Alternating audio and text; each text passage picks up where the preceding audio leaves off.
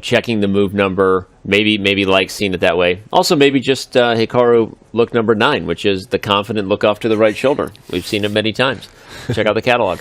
All right, knight f1, played by Magnus. It opens up the rook on d1, the bishop on g3, also spying d6. So, super tricky for both sides.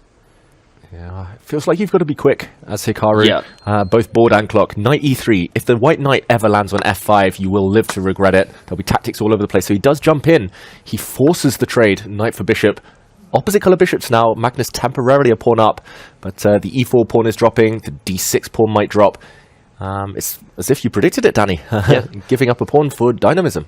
Well, and queen c4 is also possible at some point. It hits the rook on d3 and hits a2. I'm not sure you want that versus just taking e4. But I would say let's just highlight the one transition of the position that Hikaru is happy about is opposite colored bishops. You've now got a light squared bishop on b7 and a dark squared bishop on g3. And so even if you go down a pawn, if you're Hikaru, a draw wins the game. And that was intentional. He's willing to be down a pawn in an endgame that has great drawing chances. Yeah, and interesting that Magnus does not trade rooks to win a pawn. There was actually a tactic in the air there. If white had taken a pawn on d6, at the very end there would have been the move queen to c6, maybe even bishop takes g2 first. The queen on c6 would have hit a piece on d6 and the g2 pawn. So Magnus playing against the IQP, the isolated queen's pawn. He's going to bring his knight forward next move, pretty much guaranteed no matter what. I'm assuming knight e3. Covering squares going forward. White's pieces are active. White's slightly better here, Anna.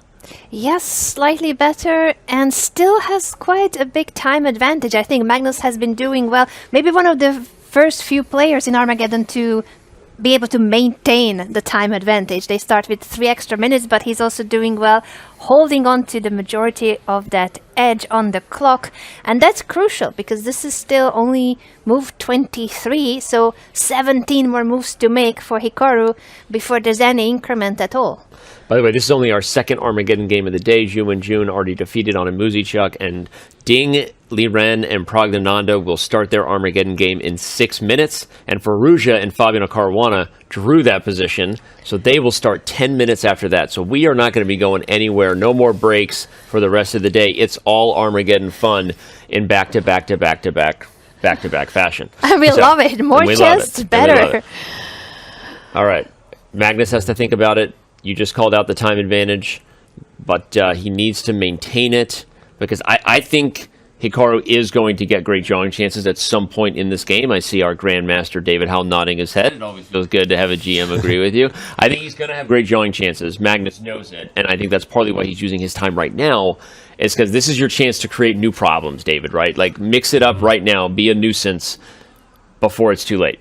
Exactly, and he tries that by going for a different angle. The white queen stepping back, now really kind of suggesting that he's going to grab that weak pawn on d6. Hikaru, I don't think will react with any panic. Queen to e6 would hit, for example, the a2 pawn. At some point, black might just say, fine, have it, take my pawn, and just give the black king some breathing space, some luft, so you don't blunder any back rank checkmates later.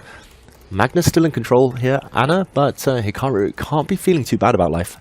Yes, I agree with both of you with that. I think Hikaru has done really well with that pawn sacrifice. Great idea to go for a simplification. Many trades have happened since, and even if that pawn will be taken on d6, giving Magnus the extra pawn that we are talking about, that leads to even further trades of pieces with the opposite colored bishops, making it really drawish, and that's what Hikaru wants. He's got draw odds in this game, and he's using it very well in his favor. But, Danny, there's a question mark now with h6. Why is that a question mark? It could be the computer just doesn't like giving up the pawn, which is, okay, objectively true, right? And the computer likes winning a pawn for white, but I don't think it changes what the match strategy is here. Hikaru knows he has opposite colored bishops, and that has good drawing chances. Magnus knows that doesn't mean it's a walk in the park, though, and he's going to try to create problems that leverage his advantage on the clock. So, it's game on here. I think queen e8's a nice move, threatens queen e4, so Magnus says no thank you, but will Hikaru offer the queen trade? Now that's an interesting question, right? Because does the queen trade help? No, Hikaru says no, I don't want it. Looks like this particular camera angle is dead frozen, so we keep going there. But we're definitely getting action, and maybe we got so many cameras in this building. Shout out to the team setting it all up and doing it. But that particular one Doesn't seem to be live right now. All right, knight e7 coming to f5.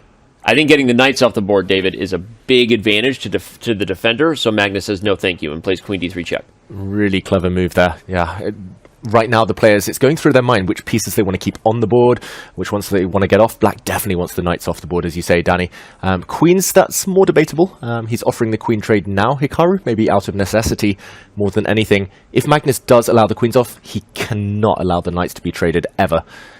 So key moment, does he move the white queen, allow the black queen in maybe with some checks? I mean, queen d7 looks very tempting with some calculation to be done. Or does he trade? He gets them off the board. He trades. But now the margin is so small. If those knights had come off, draw instantly, Anna. Exactly, and that's why Magnus avoids it, even if it means having to place his knight on d1, but he needs to keep material on the board. It cannot just be the opposite colored bishop endgame, which is extremely draw-ish and would have been a draw. Hikaru shaking his head. Was he going to make a mistake? He was about to make a mistake, but he shook it off, smiled. It's because king c5 is coming, and this is the problem. It's an obscure bishop ending, yes, but the real advantage, and I was trying to calculate the king walk, didn't have time to say it out loud, but David's now highlighting it. From the very beginning, the reason Magnus took that queen on g6, you saw him pause to calculate, is because he knew, David, that he could win the sprint to the queen side, and that was the key to the decision, and ultimately to whether Magnus can win this endgame.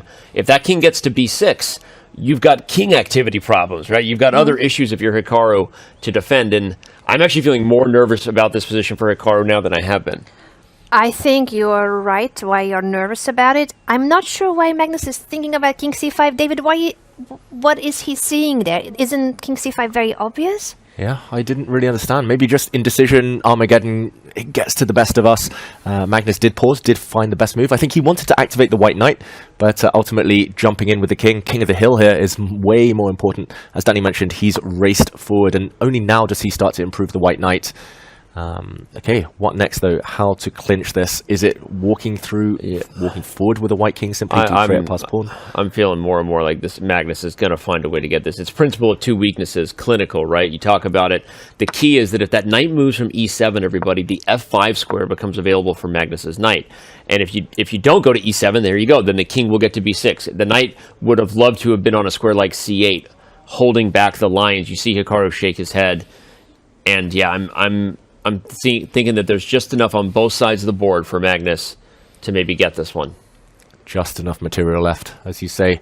Knight still key to this position. Even if white wins this A pawn now, or wins a second pawn, if knights disappear, it's a draw.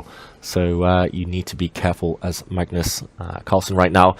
I was going to say, do you step forward with pawns, block the advance of black's kingside pawns? Magnus says no, he's going after the black knight. If he could trade bishop for knight, Magnus wins. Opposite color bishops is the main thing he needs to avoid. And also the clock now, they're not yet. Oh, sorry, they have just reached move 40. Yeah, they have completed move 40, so that's good news for at least starting to get an increment, but the increment is only 1 second increment per move. In over-the-board chess, that is not much, if anything, at all. You cannot make your moves as fast as it would be with the mouse on an online board. And Magnus now, he's cashing in the advantage. He's gone after a second pawn. Notice how he's kept the white king active where it is. He's locked the opponent's pawns on dark squares on the king side, and now they're just dropping off. Risky strategy by Magnus to put his own pawns on light squares, but they are nicely protected by white's knight. This one, it looks over. Hikaru under 20 seconds now. Oh, the pawns have been falling. The a6 pawn is still hanging as well. Hikaru is trying to get his bishop in to attack the kingside pawns of Magnus, but Magnus is pointing out that also the remaining pawns on the king side for black are weak, and now he captures on a6. It's 3 extra pawns now.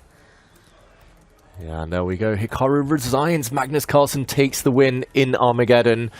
Great endgame technique, showing the benefits of active pieces, but it was close.